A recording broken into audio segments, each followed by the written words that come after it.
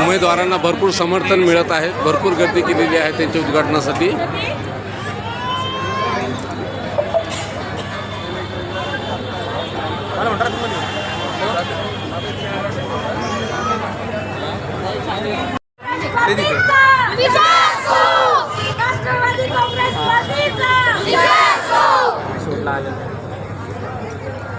हम तुम्हारे साथ हैं। आनंद भाव तुम आगे बढ़ो, हम तुम्हारे साथ हैं।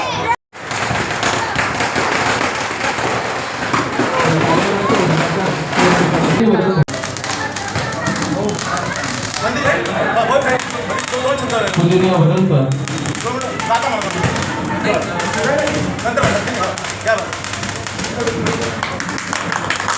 कार्यालयाचे उद्घाटन सन्माननीय शिवाजी महाराजांचा, छत्रपती शिवाजी महाराजांचा, पूज्य बोधिसत्व भारत आनंद भाव तुम आगे बढ़ो, आनंद भाव तुम आगे बढ़ो। सतीजी चव्हाण साहेब, अभिजित देशमुख साहेब, प्रकाशजी मध्ये पाटील आणि जमलेल्या माझ्या तमाम बंधू आणि भगिनींनो, आपण तीनही उमेद आहेत। प्रियांका जी आहे ती इंजिनियर आहे, आनंद भाऊ दौलत खराते प्राचार्य आहेत, तुषार सुरासे फार्मासिस्ट आहेत। आपल्याला जर वार्डाचा विकास करायचा असेल तर आपल्याला एक कटिबद्ध राहावं लागेल की उच्च शिक्षित उमेदवार आपल्याला सभागृहात पाठवावं लागेल। डॉक्टर बाबासाहेब आंबेडकर आणि आजच्या आनंद खरात आगेदारा राष्ट्रवादीचे उमेदवार आणि या ठिकाणी तिन्ही उमेदवार उपस्थित आहेत।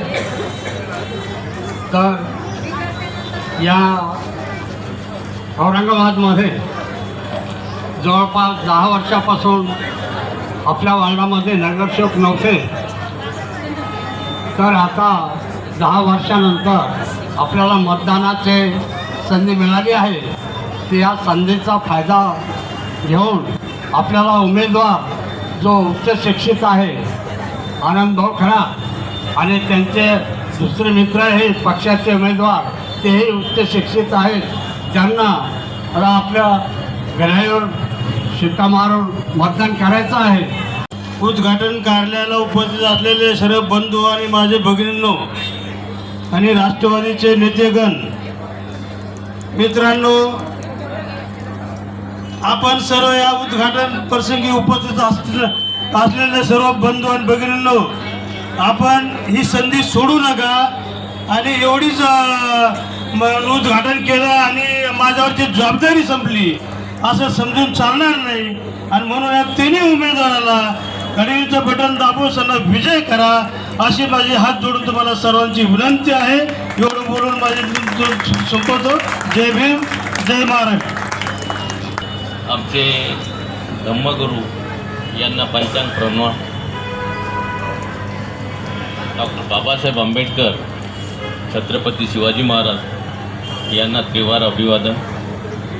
आजच्या ऑफिसच्या उद्घाटन प्रसंगी आलेले आपल्या या शहराचे लाडके आमदार सतीश भाऊ चव्हाण आणि माझे जुने सहकारी देशमुख साहेब यांना मी ते मला बनवू, शहराचा विकास करू असं करू, कारण की विकास हा शब्द आम्ही देवेंद्र फडणवीसपासून ऐकतोय। बघितलेला आहे, माझी वागणूक बघितली आहे। निवडणूक ही मला काही नवीन नाही। मी जरी आज पहिल्या वेळेस उमेदवार असलो पण आमच्या घरात 2 वेळेस नगरसेवक पद आले। एक वेळेस माझी आई होती आणि आता ज्यावेळेस माझे काकू आता रनिंग नगरसेवक आहेत ह्या वार्डाचे। तर आम्ही खूप विकास कामे केलेली आहेत, लोकांना माहीत आहे। भाऊ, ही जी आज गर्दी जमली आहे का फक्त प्रचार कार्यालयाला, इतकी गर्दी फक्त लोकांच्या सभेला असते। त्याच्यामध्ये तुम्ही अंदाज लावा की 16 तारखेला आपलं काय असेल। एकच वादा, अजित दादा। ज्याविषयी 2 शब्द सांगते। माझं नाव सौ प्रियंका संदीप वासगे, मी सिव्हिल इंजिनियर झालेली आहे।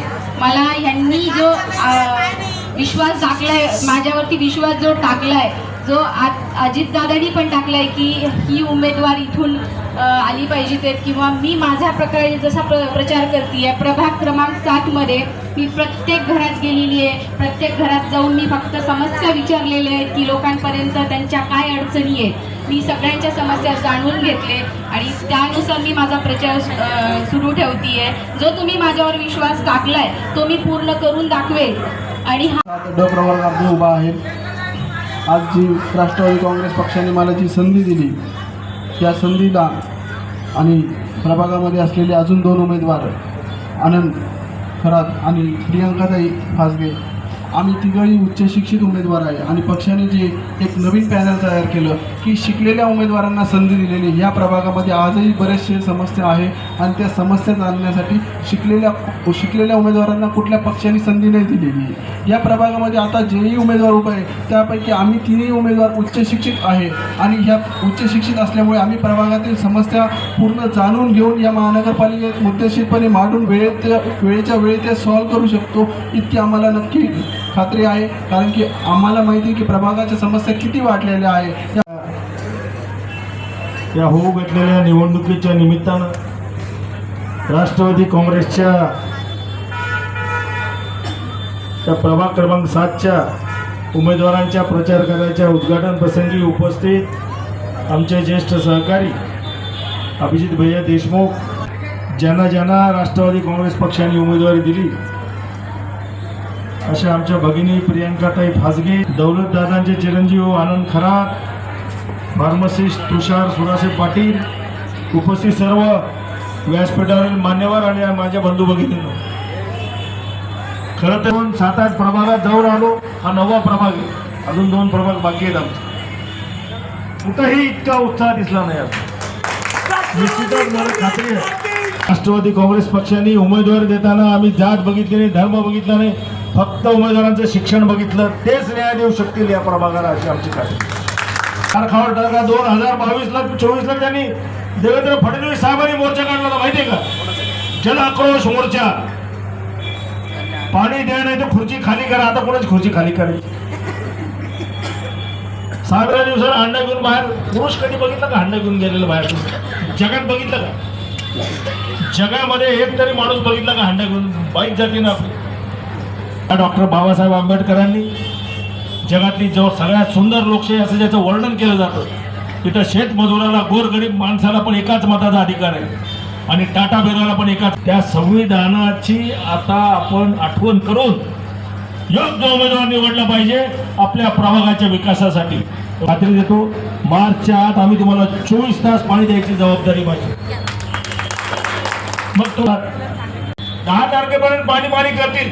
10 तारखेनंतर मात्र धर्मात भांडण लावून मताची पोळी भाजून घेणार. परत 5 वर्ष तिथं जाणार. आपली धुंदीच उतरते ते बटन दाबे परत. निश्चित तुम्हाला कुणाच्याही भूलथापाला बळी पडू नका. तुम्हाला जर का विकास पाहिजे असेल, तुम्हाला पाणी पाहिजे असेल, तर राष्ट्रवादी काँग्रेस पक्षाच्या आमच्या 3ही हुशार मुलांना निवडून द्या. मी खात्री देतो एकही आश्वासन याच्यामध्ये आम्ही आज जाहीरनामा लिहिलाय.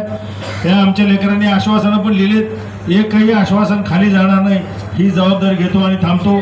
जय हिंद, जय महाराष्ट्र, जय भीम.